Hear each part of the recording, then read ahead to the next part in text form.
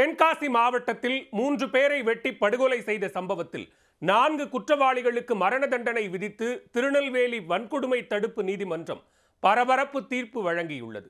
சாதிய மோதலில் நடந்த கொலைகளின் பின்னணி என்ன?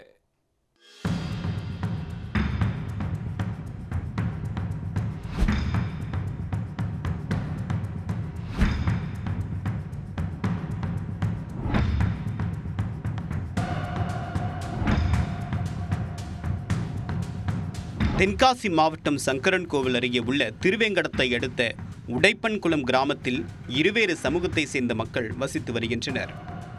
கடந்த 2014ஆம் ஆண்டு ஒரு பிரிவினர் மற்றொரு பிரிவினர் வீட்டின் அருகே சென்று புத்தாண்டு கொண்டாட்டத்தின் போது பட்டாசு வெடித்ததில் இரு தரப்பினருக்கும் இடையே மோதல் வெடித்தது.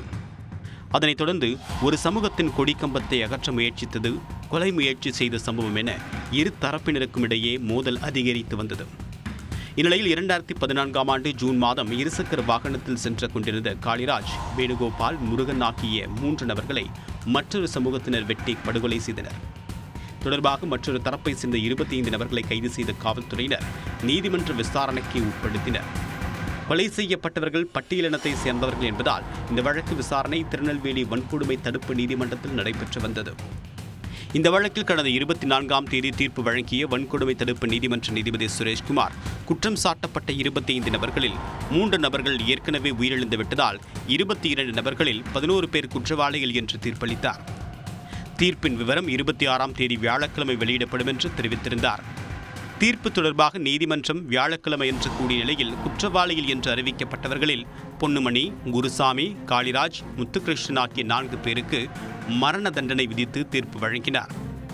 அவர்களுக்கு தலா 1,25,000 ரூபாய் அபராதமும் விதிக்கப்பட்டது. மேலும் வழக்கில் தொடர்புடைய 5 நபர்களுக்கு 5 ஆயுள் தண்டனை வழங்கிய நீதிபதி தலா ஒவ்வொரு குற்றவாளிக்கும் 1,15,000 ரூபாய் அபராதம் விதித்தார். மேலும் 2 கண்ணன், சுரேஷ் என்ற 2 குற்றவாளிகளுக்கு இரட்டை ஆயுள் தண்டனையும் 1,10,000 ரூபாய் அபராதமும் விதித்து தீர்ப்பளித்தார். மரண தண்டனை விதித்து தீர்ப்பு வழங்கியதால் தீர்ப்பு எழுதிய பேனாமுனையை நீதிபதி உடைத்தார். இந்த வழக்கு தொடர்பாக அரசின் சார்பில் வழக்கறிஞர் கந்தசாமி ஆஜராகி வாதாடினார். இந்த வழக்கில் நீதி வென்றது.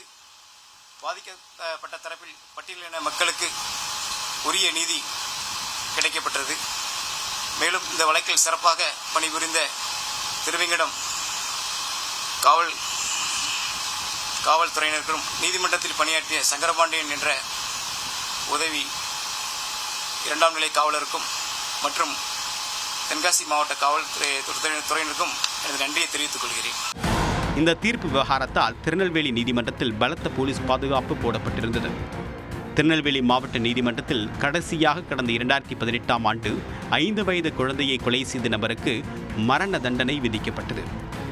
6 ஆண்டுகளுக்கு பிறகு 4 நபர்களுக்கு மரண தண்டனை விதிக்கப்பட்டக்கூடிய சம்பவம் திருநெல்வேலியில் பரபரப்பை ஏற்படுத்தியுள்ளது.